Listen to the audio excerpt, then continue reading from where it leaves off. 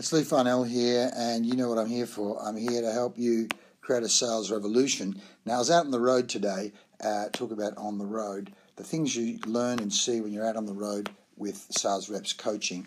An interesting phenomena happened. We saw 2 or 3 different prospects today, and that's just the point, that prospects are different.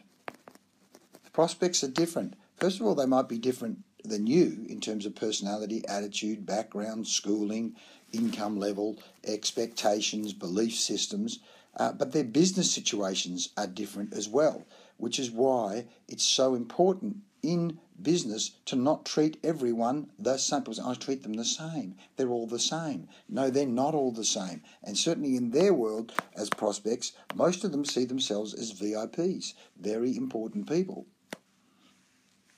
So what we in sales and communications need to be able to do very quickly is to read the play.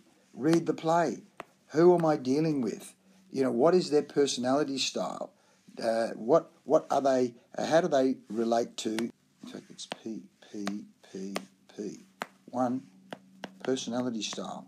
What is their personality style? Are they, if you want to know anything about dominated driver, are they an influencer? Are they an introvert, steady stabilizer? Are they a compliant, conscientious perfectionist? If you can't read the difference between those different personality styles, you have a problem. How do they deal with power? As I say so often in sales and relationships are power games. Who has the power? How do they deal with power? How do they take power? They might do it quite overtly and just, this is what I want, mate, and if you don't do it, you're not going to get the job. Alternatively, they might be very quiet and withdrawn. Personality, power, because at the end of the day, what it is about is reading the play. What is going on here? So very quickly, let's just take the first prospect we dealt with. Walk in. First of all, the guy is big. Quite a big fellow. Not only is he big, but you can see he's very direct in the way he speaks with people. He is directing his staff as we walk in. He talks fast. So, therefore, speed. Now you start to go, okay, big doesn't necessarily mean everything, but certainly once it's big, he's directing people. You can see he is using power quite openly and overtly, and clearly speed. He's doing about 4 different things at once. You'd have to say the guy had a lot of dominated driver in him. So if we're going to talk to him, we need to be talking at a speed that's somewhere near his speed. In other words, what we need to not only read the play, but attempt to match him. Now, if all of a sudden our speech is slower, way slower, our energy level is slower, we ramble on, what we're going to be doing is, in fact, mismatching him, which is all very well if you don't want rapport and don't want to influence, but you need to be matching.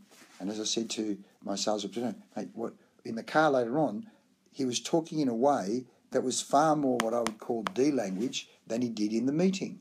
And of course, if the D even senses that you are a little weaker or doubtful, then from a power point of view, they will take advantage of that.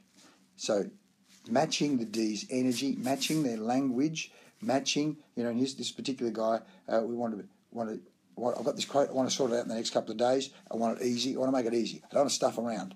Well, he's talking D language. Read the play, adapt, adjust. The second prospect we saw clearly was in a business, and we actually saw his YouTube clip on his website before we even went in, which of course is another important where these days you can research people and get background on them before you even get to them. So off their YouTube clip, you start to get some idea of their belief systems and what they stand for. This particular prospect clearly liked the idea of being different, and he even said it on his YouTube clip in terms of his business compared to the competition, what we do different. So straight away, we go there, his business was structured different. He had a coffee shop and was selling morning teas to his prospects. So it was different, quite trendy.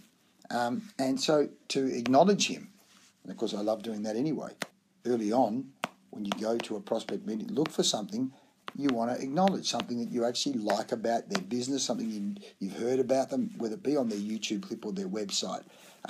People, as even Abraham Lincoln said, praise will get you a long way. Not false praise, praise that actually you mean it, integrity, that you're congruent about.